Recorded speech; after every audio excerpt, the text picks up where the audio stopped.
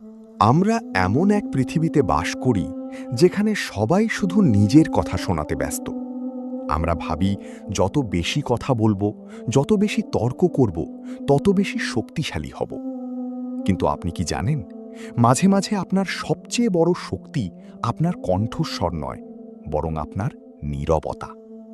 আজকের এই ভিডিওতে আমি আপনাদের বলবো কিভাবে আপনার নীরবতা আপনার শত্রুকে ভাবিয়ে তুলতে পারে, কিভাবে আপনার নীরবতা আপনাকে মানুষের কাছে আরও দামি করে তুলবে, এবং কেন আপনার চুপ থাকাটা অন্য কাউকে পাগল করে দেওয়ার জন্য যথেষ্ট।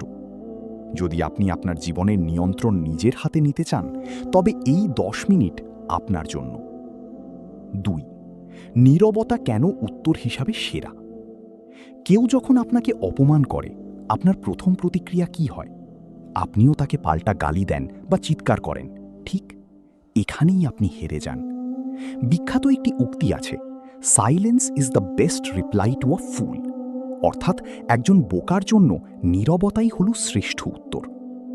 যখন আপনি তর্কের বদলে চুপ থাকেন, তখন সামনের মানুষটি অস্থির হয়ে পড়ে।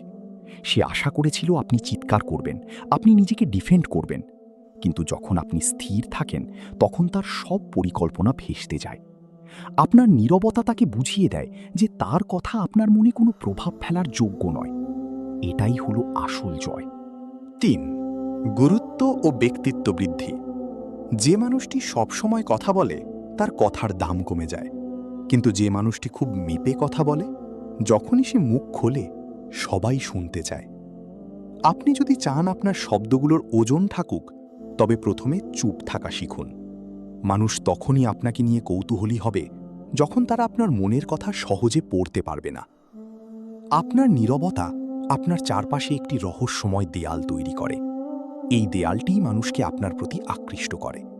মানুষ ভাববে, সে কি ভাবছে, কেন সে কিছু বলছে না? এই যে মানুষের মনে আপনার জায়গা করে নেওয়া, এটিই আপনার পাওয়ার। 4. সম্পর্কের ক্ষেত্রে নীরবতার জাদু। অনেক সময় প্রিয়জন বা কাছের মানুষের সাথে ঝগড়া হয়। আমরা রাগের মাথায় এমন কথা বলে ফেলি যা আর ফিরিয়ে নেওয়া যায় না। মনে রাখবেন, রাগ মানুষের বুদ্ধিকে গিলে ফেলে। সেই মুহূর্তগুলোতে যদি আপনি চুপ থাকতে পারেন, তবে আপনি শুধু সম্পর্কটাই বাঁচান না, বরং অপর পক্ষকে তার ভুল বোঝার সুযোগ দেন। যখন আপনি কোনো উত্তরের বদলে নীরবতা উপহার দেবেন, তখন সেই মানুষটি নিজের করা কাজগুলো নিয়ে চিন্তা করতে বাধ্য হবে। আপনার নীরবতা তাকে আয়নার সামনে দাঁড় করিয়ে দেবে। সে আপনার অভাব অনুভব করবে, আপনার গুরুত্ব বুঝবে। 5. নীরবতা মানে হার মেনে নেওয়া নয়। অনেকেই মনে করেন চুপ থাকা মানে দুর্বলতা বা ভয় পাওয়া। একদম ভুল। সিংহ যখন শিকারের আগে নিঃশব্দে এগিয়ে যায়, তার মানে এই নয় যে সে ভয় পেয়েছে, সে আসলে তার আক্রমণের প্রস্তুতি নিচ্ছে। আপনার নীরবতা হলো আপনার মানসিক শক্তির পরিচয়। যে নিজের জিহ্বাকে নিয়ন্ত্রণ করতে পারে, সে সারা পৃথিবী জয় করতে পারে। আপনার কাজে আওয়াজ করুন, আপনার সাফল্যে চিৎকার করুন, কিন্তু আপনার পরিকল্পনা আর প্রতিদিনের চলার পথে নীরবতাকে সঙ্গী করুন। Walk in silence, let your success B your noise. 6. উপসংহার। আজ থেকে একটি প্রতিজ্ঞা করুন, যেখানে আপনার কথার মূল্যায়ন নেই, সেখানে আপনি নীরব থাকবেন।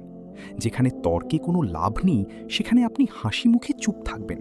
দেখবেন আপনি আগের চেয়ে অনেক বেশি শান্ত এবং শক্তিশালী অনুভব করছেন। মানুষ আপনাকে নিয়ে কি বলছে বা ভাবছে তাতে কান দেবেন না। নিজের লক্ষ্য স্থির রাখুন। যেদিন আপনি সফল হবেন, সেদিন আপনার নীরবতাই হবে তাদের জন্য সবচেয়ে বড় চর। মনে রাখবেন, সব উত্তরের জন্য শব্দের প্রয়োজন হয় না, মাঝে মাঝে নীরবতাই যথেষ্ট। ভালো লাগলে ভিডিওটি শেয়ার করুন এবং আপনার মতামত কমেন্টে জানান। পরবর্তী ভিডিওর জন্য আমাদের সাথেই থাকুন। ধন্যবাদ।